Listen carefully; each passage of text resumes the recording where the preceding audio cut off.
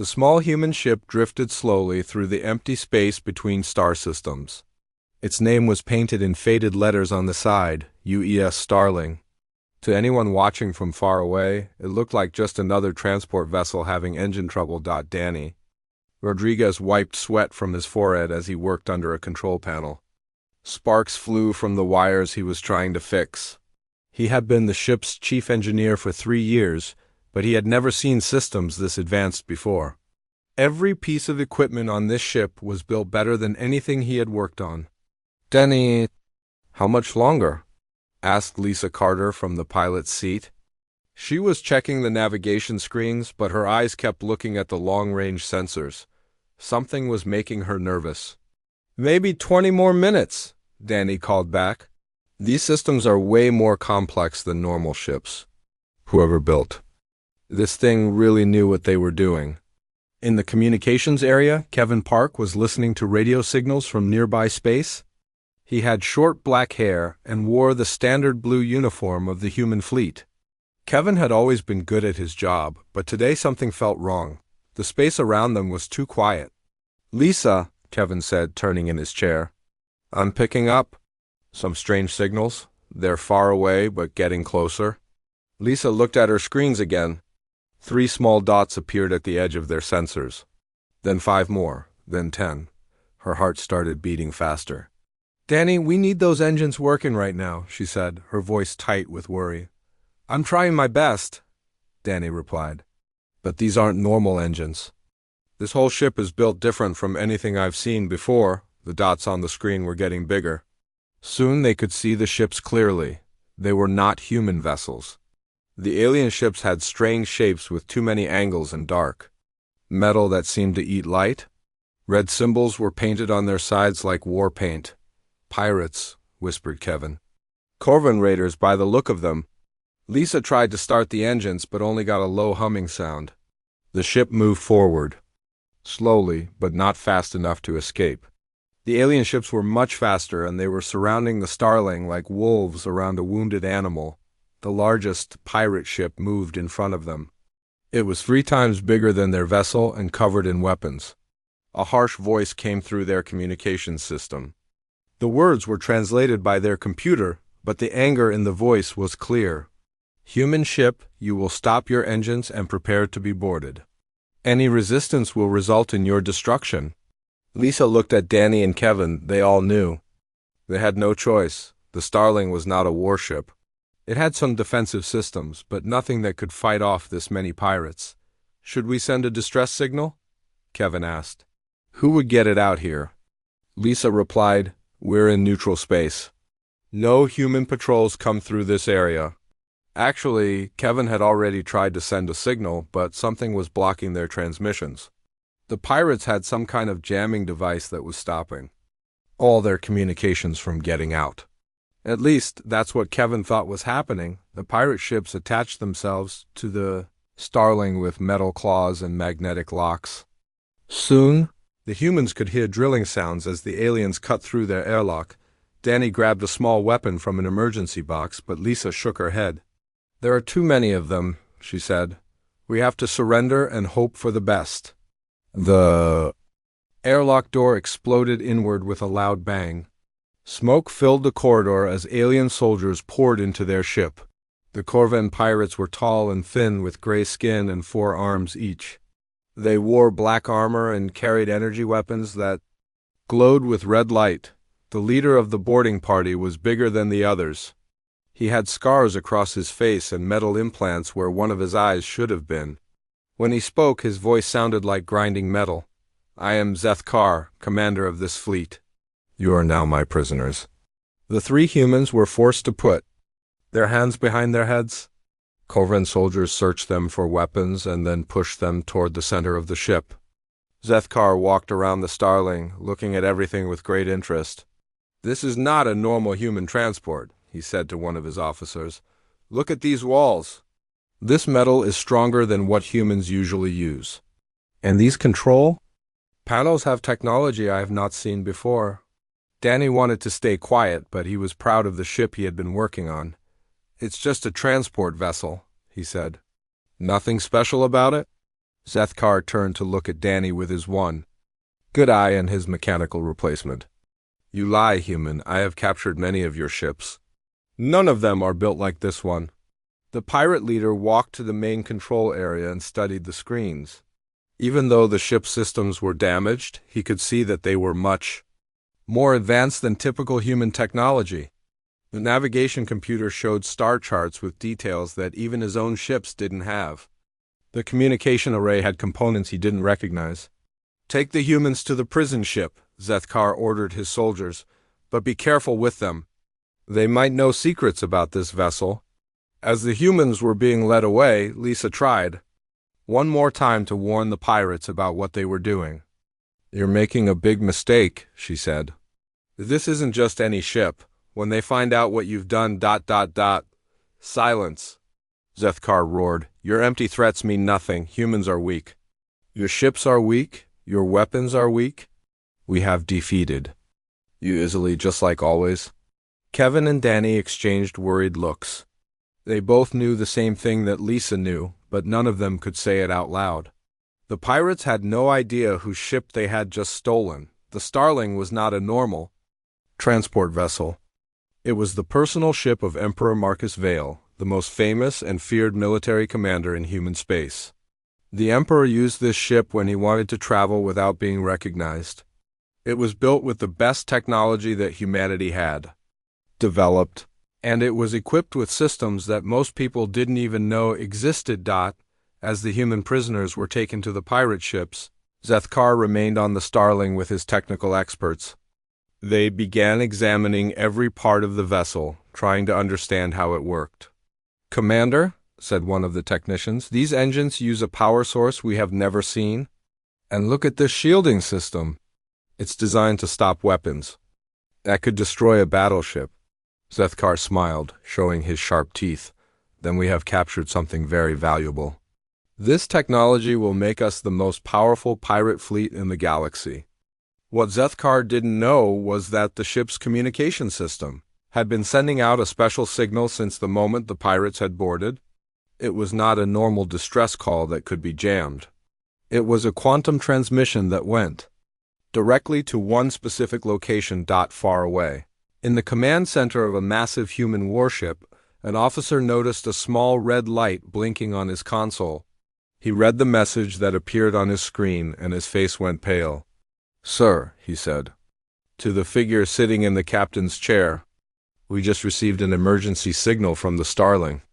The man in the captain's chair stood up slowly. He was not tall, but there was something about him that made everyone in the room stand straighter.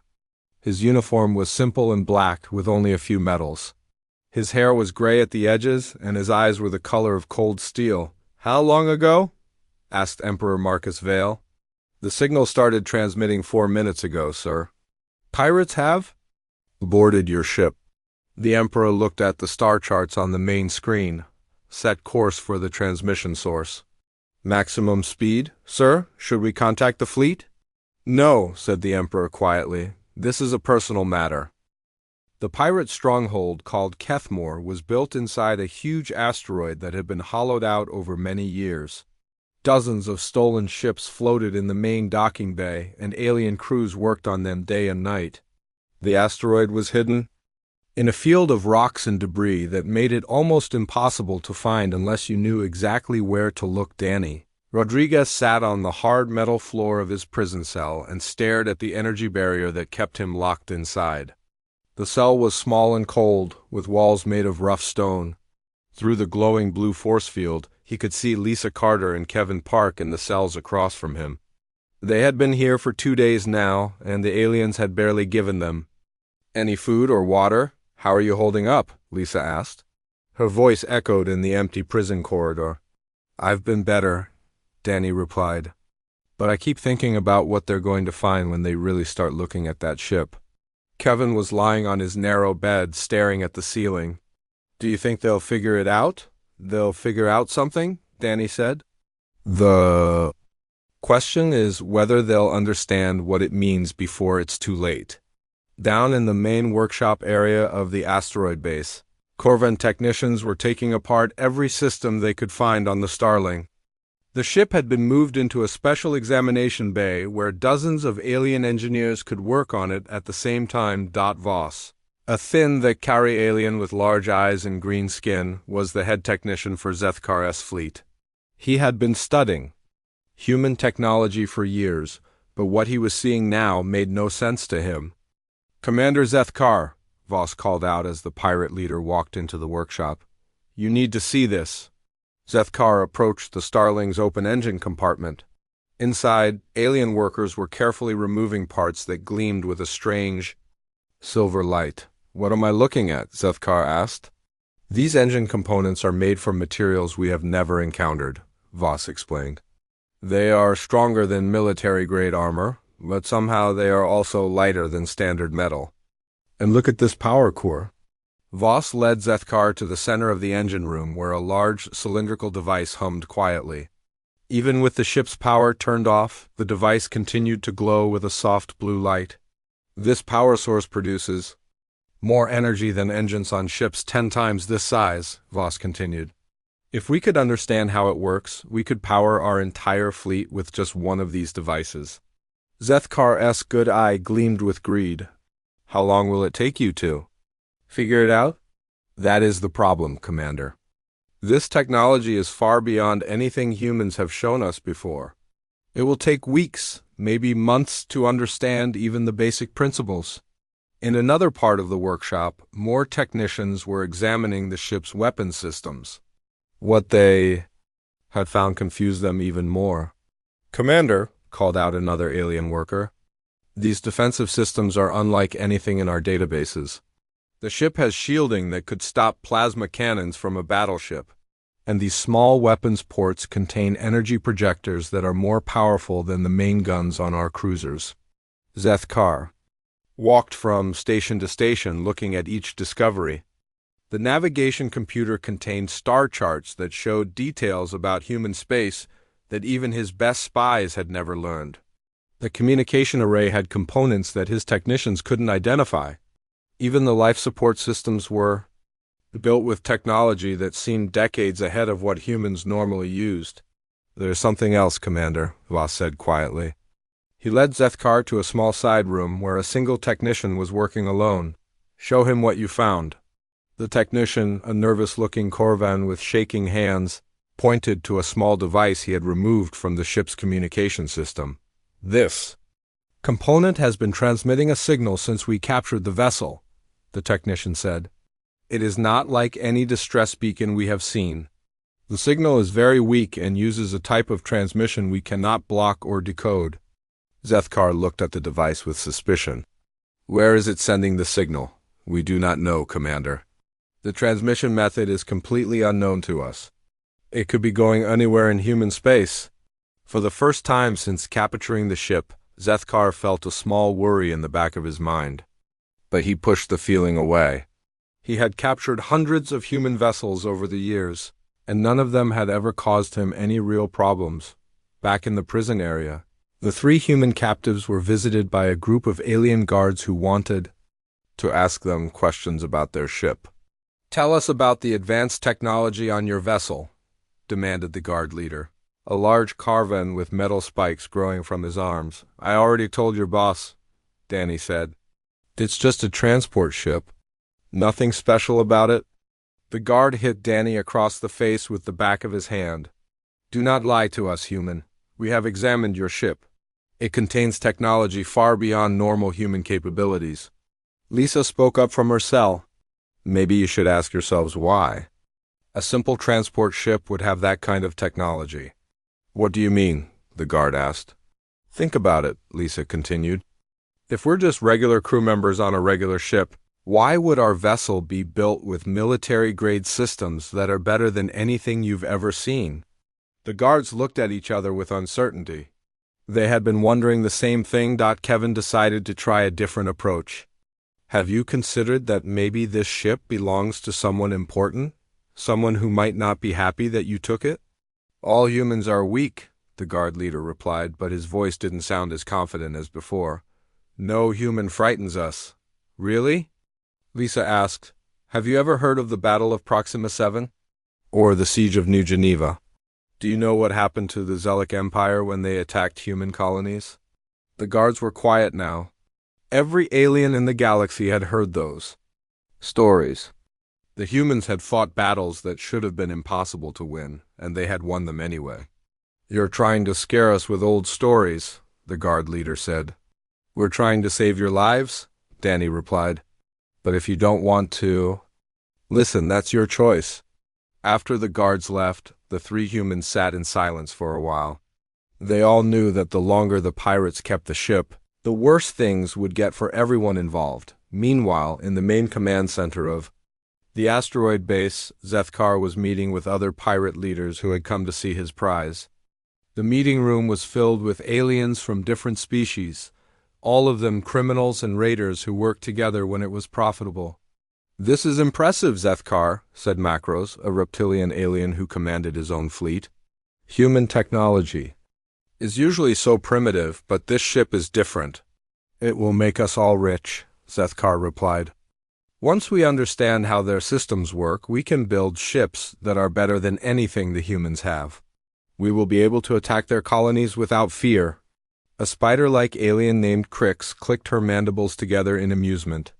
"Assuming the humans do not come looking for their ship." "Let them come," Zethkar laughed. "What can they do against our combined fleets? We have over 200 ships here, and more arriving every day." What none of the pirates knew was that far away in space, a single human vessel was moving through the darkness toward their location.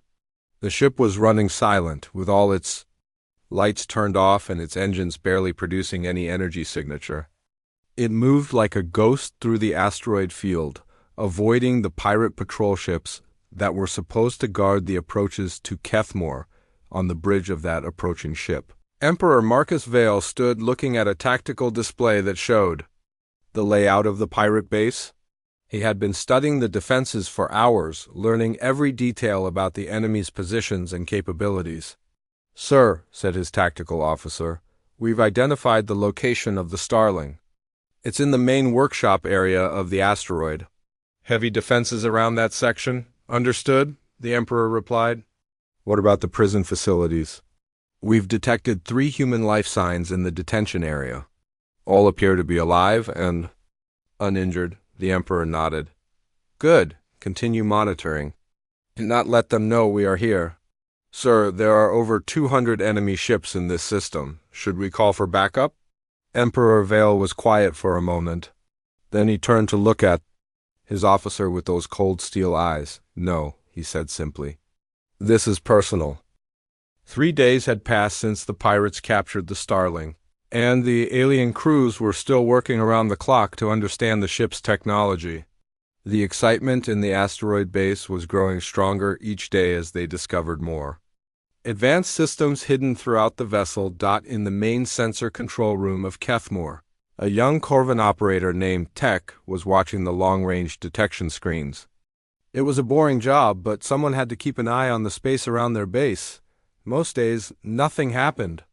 Pirates came and went, but no one ever attacked their hidden stronghold. Tech was drinking a cup of bitter alien coffee when something appeared on his screen that made him choke.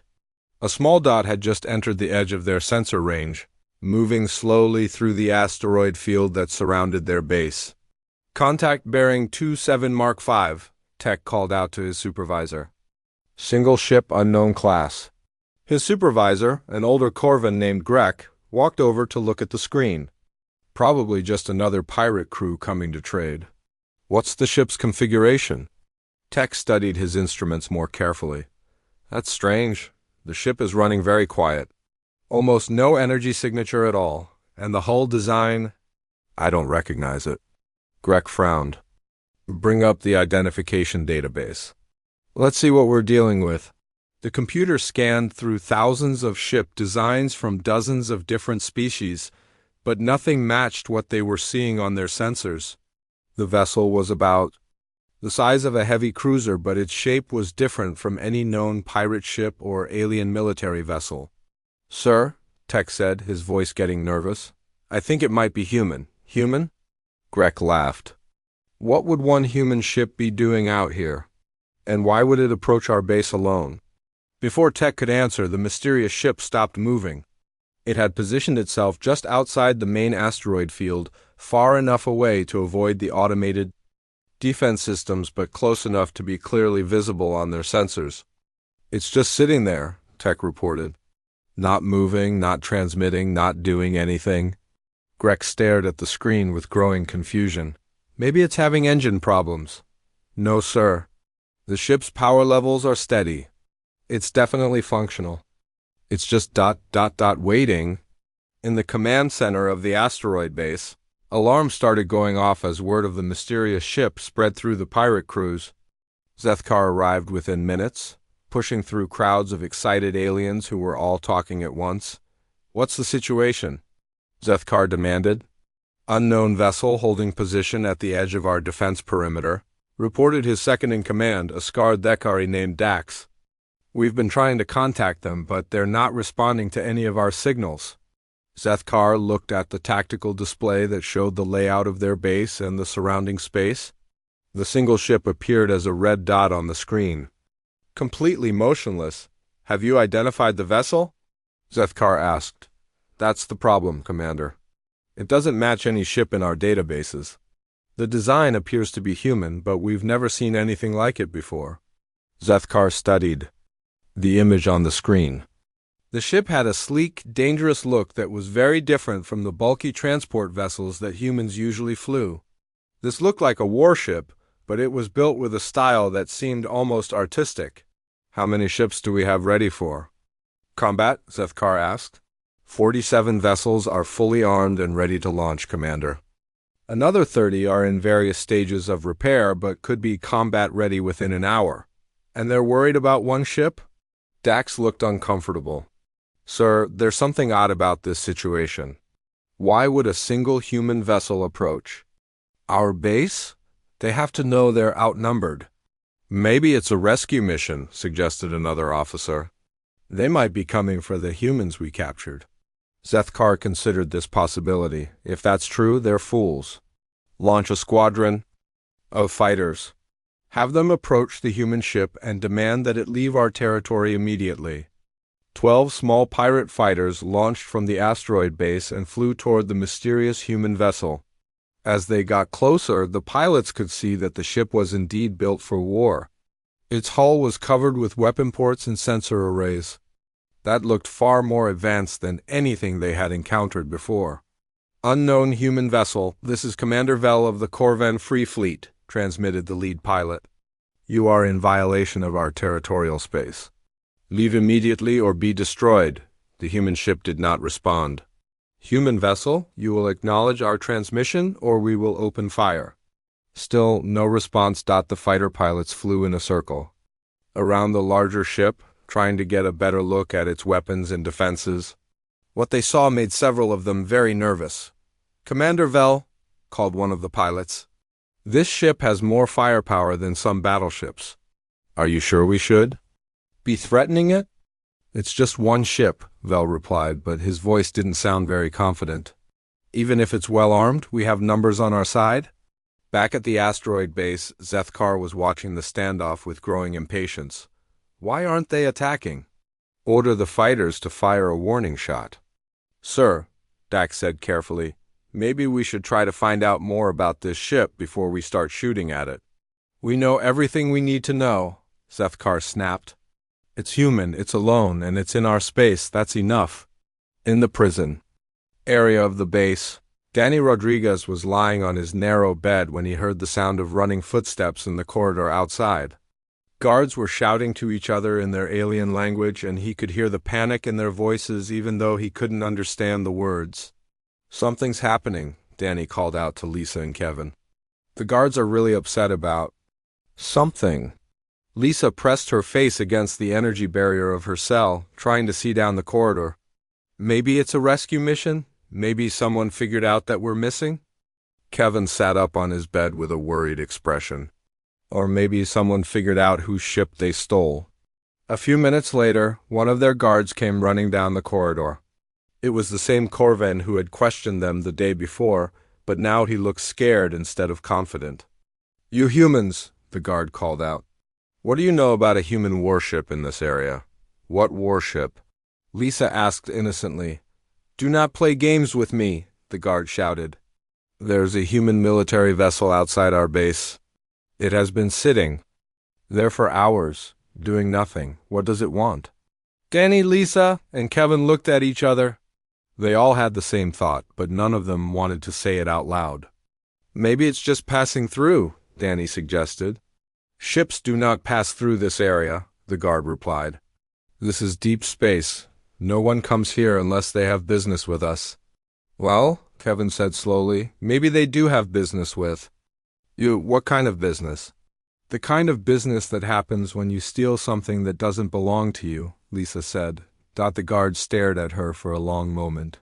You are trying to frighten me. We're trying to help you, Danny said. But you have to listen to us. What ship is out there? The guard demanded. The three humans were quiet. They had their suspicions about what ship might be waiting outside the asteroid base, but they weren't completely sure.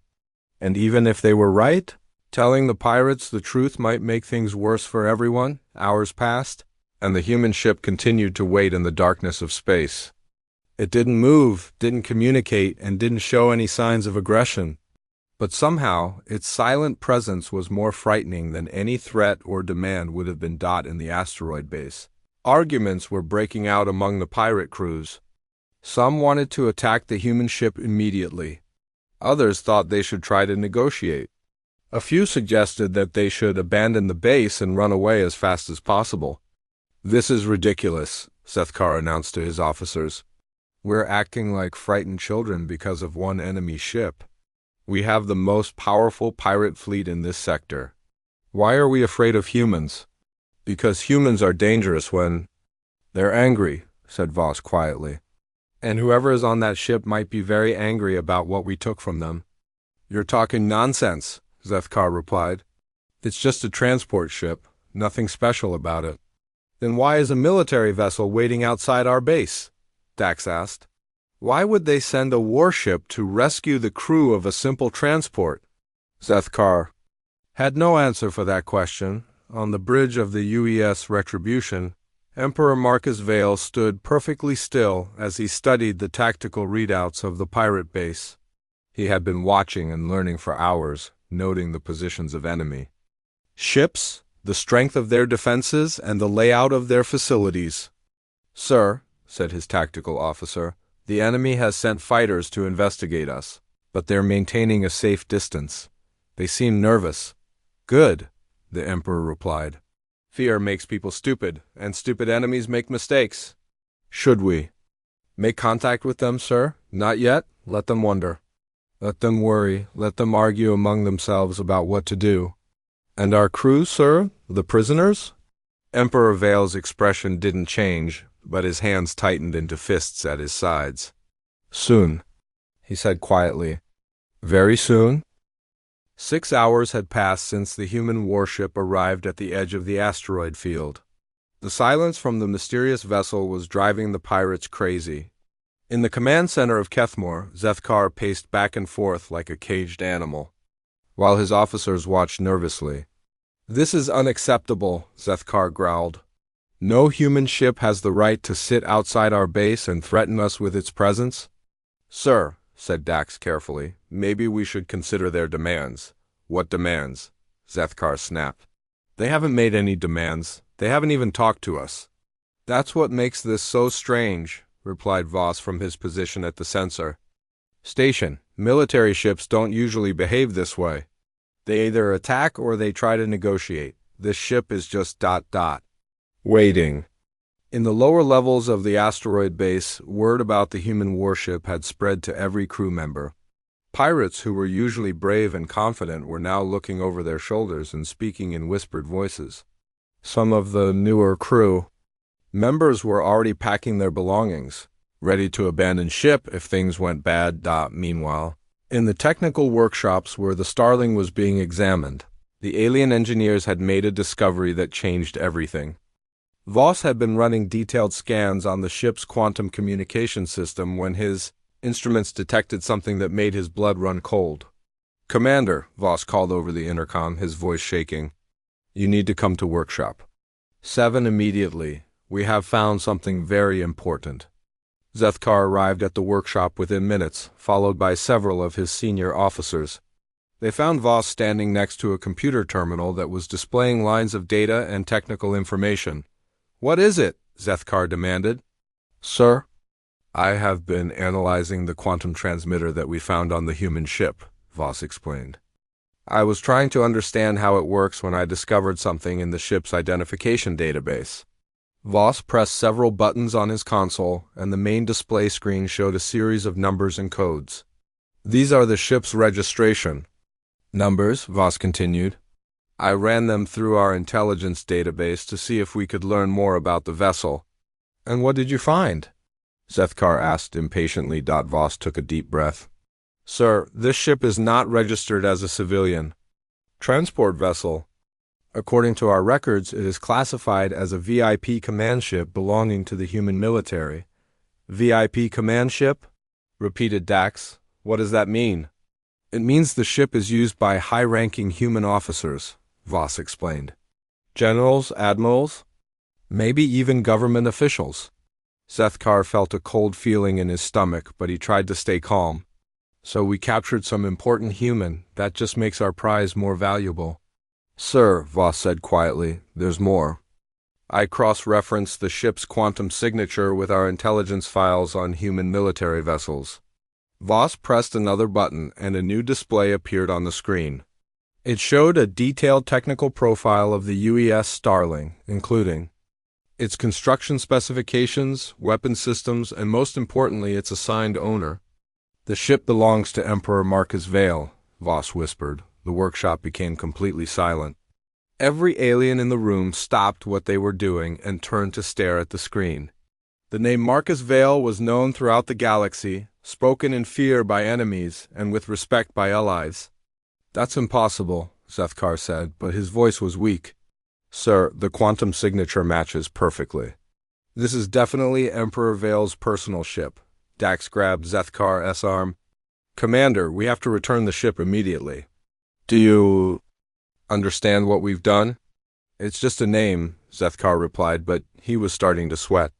"Humans exaggerate their leaders' abilities. This emperor is probably just another weak politician." "Sir," said another officer, "Marcus Vale isn't a politician. He's the human who won the Battle of Proxima 7 against impossible odds. He's the strategist who broke the siege of New Geneva. He's the commander who destroyed the entire Zelic war fleet with just 12 ships. Those are just stories," Zethkar insisted. "No, sir, they're not," Voss said. "I have the battle records in our database. Every one of those victories is documented. Marcus Vale is the most successful military commander in human history." As the terrible truth sank in, the aliens in the workshop began to panic. Some of them dropped their tools and ran toward the exits. Others stood frozen in place, staring at the screen that showed the Emperor's name. "Commander," Dax said urgently, "if that human warship outside our base belongs to Marcus Vale, then we're all dead," finished another officer. Word of the discovery spread through the asteroid base like wildfire. Within an hour, every pirate crew knew that they had stolen the personal ship of the most feared military commander in human space. The panic that followed was unlike anything the base had ever experienced. In the prison area, Danny Rodriguez was awakened by the sound of running footsteps and shouting voices. The noise was coming from everywhere in the base, and it was getting louder by the minute. "What's going on out there?" Lisa asked from her cell. "Sounds like they figured something out," Kevin replied. "And they don't like what they learned." Few minutes later, their Corvin guard came running down the corridor. His face was pale with fear, and his hands were shaking as he approached their cells. "You knew," the guard accused them. "You knew whose ship we captured, and you didn't tell." "US, we tried to warn you," Danny said calmly. "You didn't want to listen." "Marcus Vale," the guard whispered. "We stole the ship of Marcus Vale, yes," Lisa said simply. "You did? He's going to kill us all," the guard said, more to himself than to the prisoners. "The Emperor of Humanity is going to destroy our entire base." "Maybe," Kevin said. "Or maybe." He'll just want his ship and his crew back. If you're smart, you'll give him what he wants and hope he's feeling merciful. The guard looked at Kevin with desperate eyes. Is he merciful? Does the Emperor show mercy to his enemies? The three humans exchanged glances. They all knew stories about Marcus Vale, but most of those stories involved the complete destruction of anyone who crossed him. Sometimes, Danny said carefully, but only if they cooperate. In the command center, Zethkar was trying to maintain order as his officers argued loudly about what to do. Some wanted to flee immediately. Others suggested they should try to negotiate. A few thought they should fight, but their voices were getting quieter as more battle reports about Marcus Vale were read aloud. Silence, Zethkar roared. We will not be frightened by one human, no matter who he is. Commander, Dax pleaded, this isn't just any human. Marcus Vale has never lost a battle. Never, in 20 years of warfare, he has achieved victory in every engagement. Then he's overdue for a defeat, Zethkar replied, but his voice lacked conviction. Sir, called out the sensor operator, the human warship is moving. Everyone in the command center turned to look at the tactical display. The red dot that represented the enemy vessel was indeed moving, but very slowly. It was entering the asteroid field, carefully navigating between the large rocks that surrounded their base. Battle stations, Zethkar ordered. All ships prepare for combat. Sir, Jack said quietly, maybe we should try to communicate with them first. No, Zethkar snapped. We are pirates. We don't surrender to anyone, especially not to humans. But even as he gave the order, Zethkar could see the fear in his officers' faces. They all knew the stories about Marcus Vale. They knew what happened to enemies who fought against him. And now they were about to find out if those stories were true. On the bridge of the UES Retribution, Emperor Marcus Vale watched the tactical display as his ship moved deeper into the asteroid field. The pirates had finally identified his vessel and were preparing their defenses, but he could see from their formations that they were scared and disorganized. Sir, said his communications officer, we're receiving multiple transmissions from the pirate base. Some of them are surrender offers, others are threats. Should I respond? Not yet, the Emperor replied. Let them argue among themselves a little longer. Sir, sensors show 47 enemy vessels taking defensive positions around the asteroid. They significantly outnumber us. Emperor Vale looked at the display that showed the positions of all the pirate ships. After a moment, he smiled coldly. 47 ships, he said quietly, commanded by frightened criminals who have never faced a real military force. This will be educational for them. Sir, should we begin the attack? Soon, the Emperor replied. But first, I think it's time they learned exactly who they're dealing with. He turned to his communications officer. Open a channel to the pirate base, all frequencies. Make sure everyone can hear what I'm about to say. The communication system throughout the asteroid base crackled to life with a sound that made every alien freeze in place. The voice that came through the speakers was calm and quiet, but there was something in it that made even the bravest pirates feel cold inside. This is Emperor Marcus Vale of the Human Federation. In the command center, Zethkar's face went pale as the words echoed around him. His officers stood perfectly still, afraid to move or make any sound that might interrupt the transmission. You have taken something that belongs to me. You have my ship, and you have my crew. You have exactly 1 hour to return both to me, along with every piece of equipment you have removed from my vessel. The Emperor's voice was so calm that it was terrifying. He wasn't shouting or making threats. He was simply stating facts. In exchange for the immediate return of my property, I will allow you to live. Your base will not be destroyed, and your ships will not be hunted down across the galaxy. You will not receive a second offer. The transmission ended, leaving the asteroid base in complete silence. For several seconds, nobody moved. Then the panic began. We have to give him what he wants, Dax said immediately. We have to return the ship and the prisoners right now. Absolutely not, Zethkar replied, but his voice was shaking. We are the most powerful pirate fleet in this sector. We don't surrender to anyone. Commander, Voss called from his sensor. Station, I'm reading massive energy signatures from the human warship. Whatever weapons that ship carries, they're far more powerful than anything we've seen before. Around the command center, other officers were reading reports from their departments. The news was all bad.